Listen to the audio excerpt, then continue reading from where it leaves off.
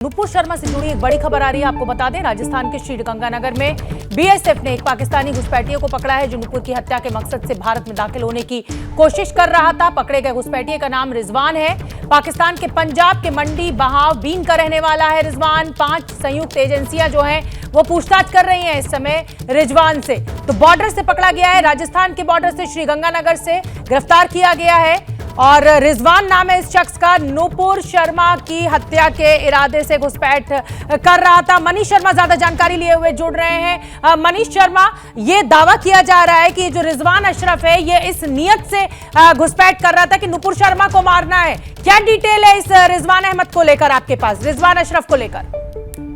जी बिल्कुल, रिजवान अशरफ तो पाकिस्तान का रहने वाला है और गंगानगर के पाकिस्तान से लगते हुए इलाके से उसने घुसपैठ करने की कोशिश की।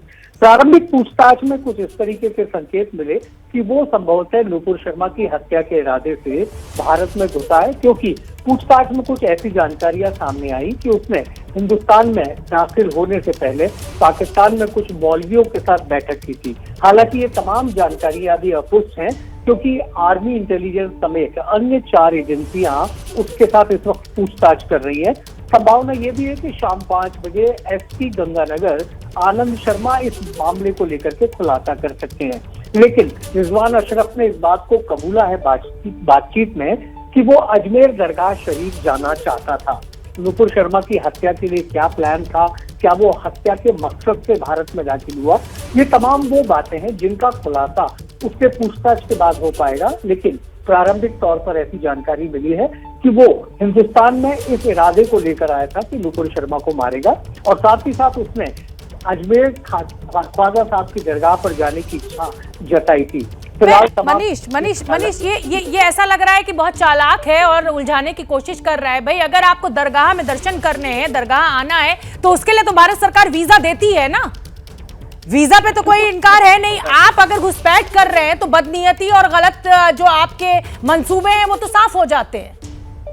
जी, सबसे बड़ा सवाल ही इसीलिए क्योंकि बतौर घुसपैठिया ये हिंदुस्तान में दाखिल हुआ, एक ऐसे इलाके को चुना जो बेहद संवेदनशील है, सीमावर्ती क्षेत्र है श्रीगंगानगर, और वहां पर हिंदूमल चेकपोस्ट जो है, हिंदूमल कोट, वहां के खंखा चेकपोस्ट पे इसको बीएसएफ ने पकड़ा था। इससे जो शुरुआती पूछताछ हुई उसमें इसने इस बात को माना कि मंडी बहावुद्दीन इलाका जो है लाहौर का, वहां से भी इसने लाहौर जाने की कोशिश की थी, लेकिन इसे वहां से सफलता नहीं मिली। उसके बाद ये साहिवाल होते हुए हिंदूमल कोर्ट के जरिए भारत में दाखिल हुआ और इसने ये बात कबूली है कि दरगाह जाना चाहता था, लेकिन क्या वाकई में नुपुर शर्मा की हत्या के इरादे से घुसा था?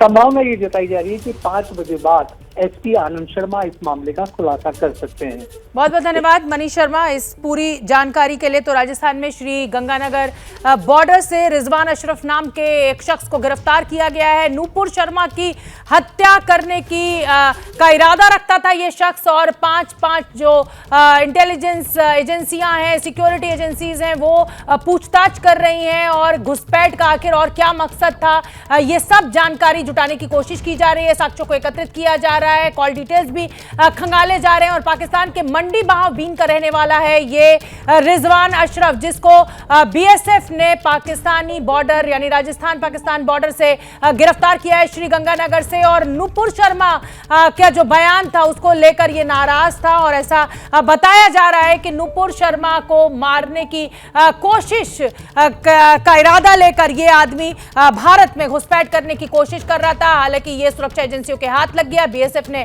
इसको पकड़ लिया है और श्रीगंगानगर से अजमेर भी जाना चाहता था दरगाह शरीफ में दर्शन करने के लिए। लेकिन सवाल यही उठता है कि अगर दरगाह शरीफ जाना था तो उसके लिए तो वीजा भी लिया जा सकता था। घुसपैठ की जा रही है, यानी गलत इरादों से छुपाकर ये भारत की सीमा में घुस रहा था। इसी से पता चलता है कि इसके मंसूबे जो थे वो नापाक थे।